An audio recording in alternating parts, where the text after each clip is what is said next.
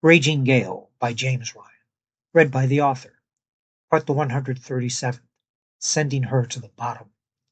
Despite the imminent arrival of the casa, the raging gale closed on her prey, hell-bent to send her to the bottom if she could not be boarded. The other vessel faced imminent action as the gale threatened to cross her bow. Frantically, she turned to port in a last desperate act to avoid a collision, or worse, a boarding. Too angry for mercy, Sanders shoved the tiller, and the gale corrected course, veering hard to starboard. By the time she righted, the two ships were parallel with each other, at a few hundred feet. "Fire!" Sanders commanded, her yell nearly as loud as the threatening roar of the guns. The volley was not one large explosion, but a loud drum roll of firings as each gun went in order, accented with the rapport of muskets and the swivel gun. Hope watched as two of the shots pushed the portion of the target's gunwale up from the deck, before it dropped into the sea like a curtain raised and lowered.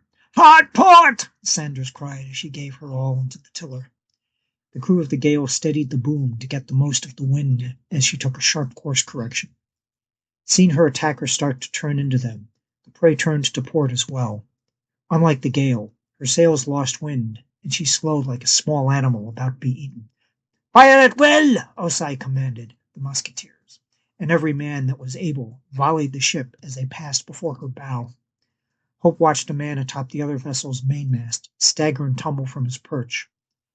She was unsure if he died from the musket wound or the fall to the deck below, and tried not to consider that again. Sanders started to change course to starboard as the sails of the casa started to come into view to those on the quarterdeck. Hope could make out the emblazoned emblem on her sails in the direct light of the setting sun as she came closer. The gale creaked in her course correction, as though she herself were scared of the casa, but still made her heading change through the wind.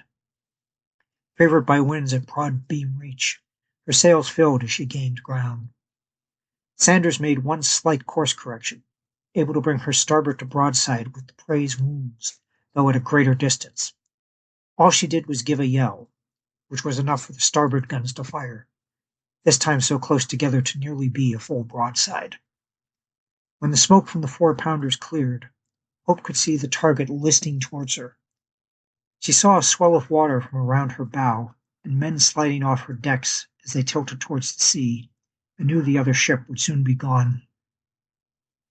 "Let's get our asses out of here!" Sanders cried, as she corrected course to get the most advantage she could from the wind. "We should be well nigh off from here by the time the casa finishes seeing to the other ship." "So why is she following us?" Hope asked, watching the galleon fly past the shipwreck in pursuit of them. Sanders looked over her shoulder briefly and muttered a curse. "Thank you for taking this moment with me. If you want to keep up with new chapters as they get posted, please subscribe to the channel and click the bell icon for notifications for when pieces go up."